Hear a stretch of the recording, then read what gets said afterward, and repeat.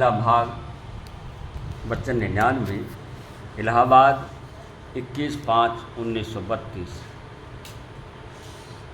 अगर परमार्थी लाभ उठाना है तो राधा स्वामी दयाल का इष्ट सिद्ध होना चाहिए, तब प्रेम दात मिलेगी। दाता केवल मालिक है, काल के पास देने को कुछ नहीं है। यहाँ के सब रस आरजी हैं। निर्मल चेतन के मेल से जो रस प्राप्त होगा वह दवामी है, इसलिए मालिक की शरण दृढ़ करनी चाहिए। दफ़ा 1, अगर परमार्थी लाभ उठाना है तो इष्ट सिद्ध होना चाहिए। अगर इष्ट राधा स्वामी दयाल का सिद्ध नहीं है तो जुगत और जतन और करने का जिस रूप में हो कर्म फल मिलेगा। भक्ति दान नहीं मिल सकता और जीव की मोक्ष नहीं हो सकती। बिना इष्ट सिद्ध हुए संतों के सन्मुख भी आवे तो भी कर्म फल ही मिलेगा।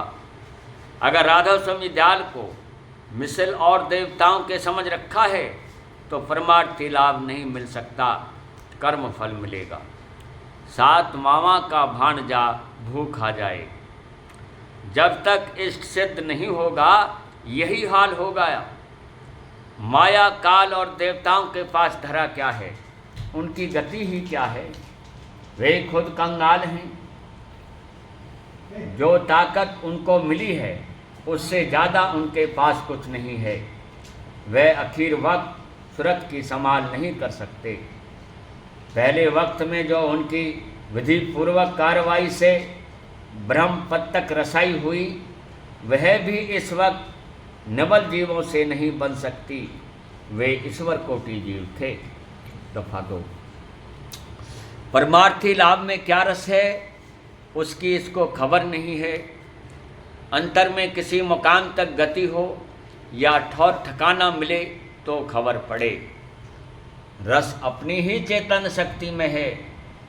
संसार में भी जो रस मिलता है वह चेतन और पदार्थ के चेतन के अंग से संयोग से मिलता है।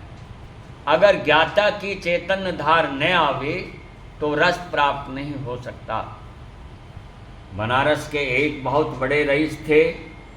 उनके सामने थाल में 56 भोग रखे जाते थे, मगर उनको स्वाद नहीं आता था। बेचारे खा नहीं सकते थे।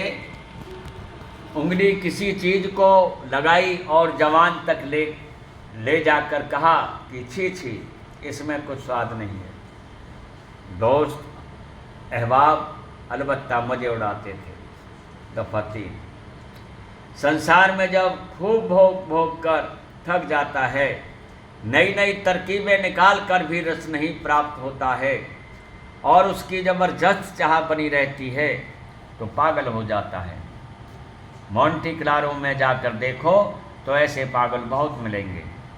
दफ़ा 4, किसी नामी मुंसिफ ने अपनी मशहूर और मारूफ तसनीफ़ में लिखा है कि महज शादी में रस नहीं है, गुलू में यानी मोहब्बत और तासुक में रस है।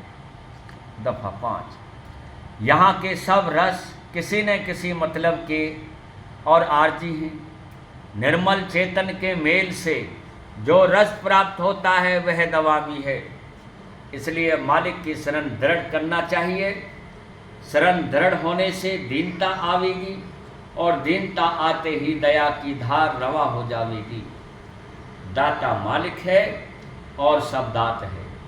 यह दृढ़ निश्चय प्रेम अनुभव से होना चाहिए, महज समझौती का काम नहीं है। ऐसी तड़प और अब्रह देखकर खुद मालिक अपने तई अपने भक्त के सुपर्द कर देता है और प्रेम दात की बख्शिश करता है। राधा।